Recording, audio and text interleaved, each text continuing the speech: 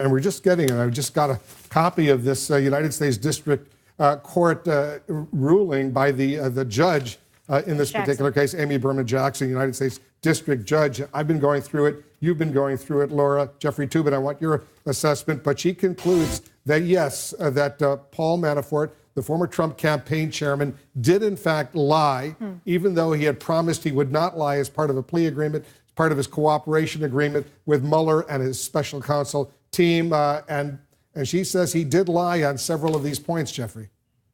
Well, it's doom for Paul Manafort. I mean, yes, it's better for him that it was only 3 out of 5. But remember, Amy Berman Jackson also revoked Manafort's bail because of his behavior while he was out on bail. I mean, this is a judge who has had it with Paul Manafort, and yes, it could have been worse, but going into sentencing as a 70-year-old man with this kind of finding is just disastrous for him. Office of Special Counsel, according to Judge Jackson, and Laura, I was just reading it together with you, has established a preponderance of the evidence that defendant intentionally made false statements to the FBI, the Office of Special Counsel, and the grand jury concerning the payment by Firm A to a law firm. Another one, the Office of the Special Counsel has established by a preponderance of evidence that defendant intentionally made multiple false statements to the FBI, Office of Special Counsel, and grand jury regarding material in the investigation, including his interactions and communications with Kilimnik.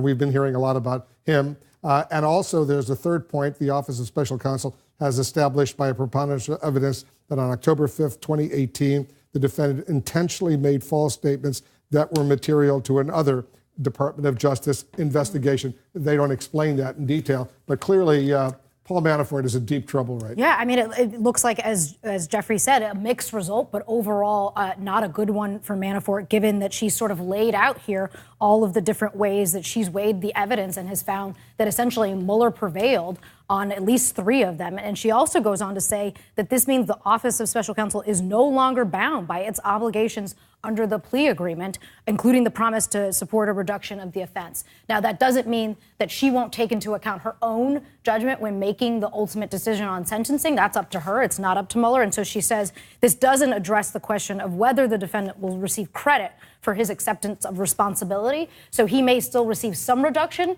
but overall, she has found that he did lie on those issues that you laid out. The 3 of the 5 issues. The judge, Amy Berman Jackson, on the two out of the 5, she says the Office of Special Counsel has failed to establish by a preponderance of the evidence that on October 16, 2018, defendant intentionally made a false statement concerning his contacts with the administration. Evan Perez, you've been going through this document. We've been waiting all day for it. She has now concluded that on 3 of the 5 charges, Manafort lied.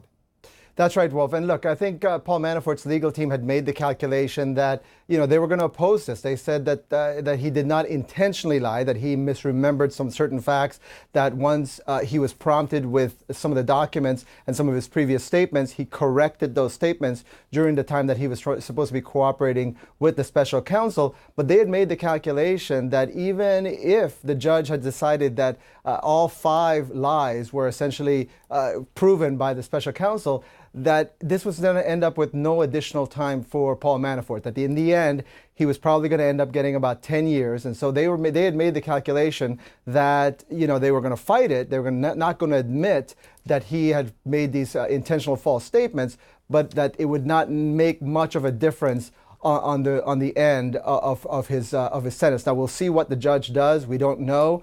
She clearly has taken a very harsh view of what Paul Manafort and his legal team have done, but it is very key here, especially these interactions with Konstantin Kilimnik. The special counsel says that Konstantin Kilimnik is an agent, essentially, of the Russian intelligence services. Paul Manafort's legal team has suggested that maybe it's a little more complicated, that he's had meetings, Kilimnik has had meetings with the U.S. Embassy in Kiev, in Ukraine, suggesting that perhaps Kilimnik might have been a double agent.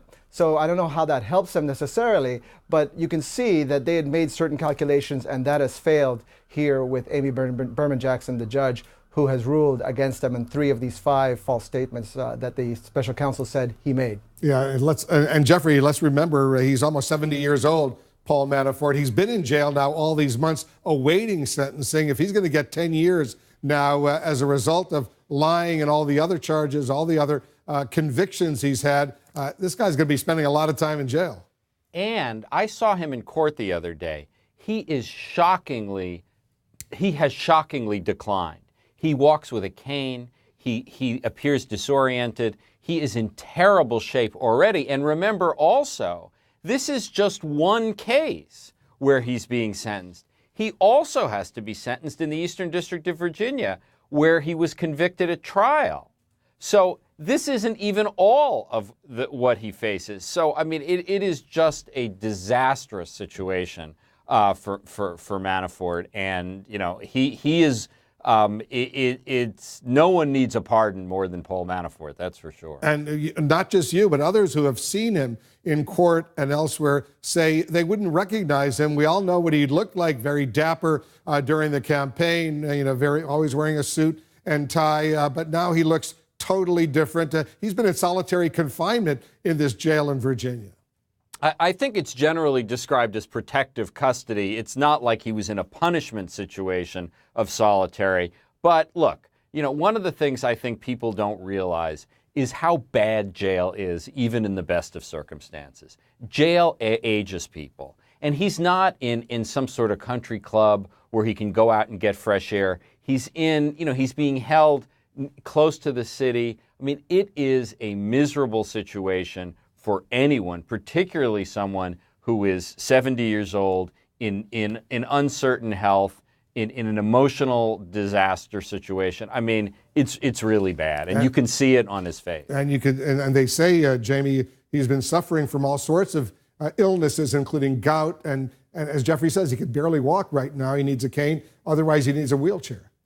I think one of the things that was interesting in the decision is the last graph, where the judge said that these were the cases, but she was still to decide how it would play into his time served. But as Jeffrey said, this is just one case. This is going to go on and on. And back to our question of a pardon, he has held firm, and the president has maybe put out there that pardons for people who hold firm are more likely. I think that they have to be hoping that might happen. And just to put this in That's perspective, an understatement. Yeah, with Paul Manafort, the meeting he had in early August 2016 with Kalimnik at 666 Fifth Avenue at this Havana club with the cigars That only and all of that. knows about? The Mueller team suggests that's at the heart of the allegations of collusion between the Trump campaign and the Russians. They have, and they haven't said exactly why, though. That's the second step that we don't know. We understand Kalimnik's role. We understand his connections to Russian intelligence, according to the FBI, but we still haven't seen that link as to why it's at the heart of it, other than the fact that conspiracy and Russian interference in the election is at the heart of Mueller's work. But he needs to flesh that out a little bit. And again, this is why it's so important that the public and, of course, Congress gets their hands on Mueller's report. And his sentencing is scheduled for mid-March, right? That's right. We'll see what happens. We'll see what happens on that point. The fallout, the political fallout, Rebecca, from this is going to be significant, as there seems to be this divide, not only in the House between Democrats and Republicans on the Intelligence Committee, but now in the Senate as well. That's right. And the question that is really interesting to me is, when do Republican voters who have supported the president, who have believed his argument that the Mueller investigation is a witch hunt, at what point does all of this pile up, all of the people who have been lying or pled guilty, at what point does that turn the tide in public opinion, and particularly with supporters of the president? That is the moment when this becomes very politically perilous for Donald Trump and Republicans. I want to bring back Evan because he's getting more information right now. You've been going through this document as we've tried to do here on the set as well. What else are you learning, Evan?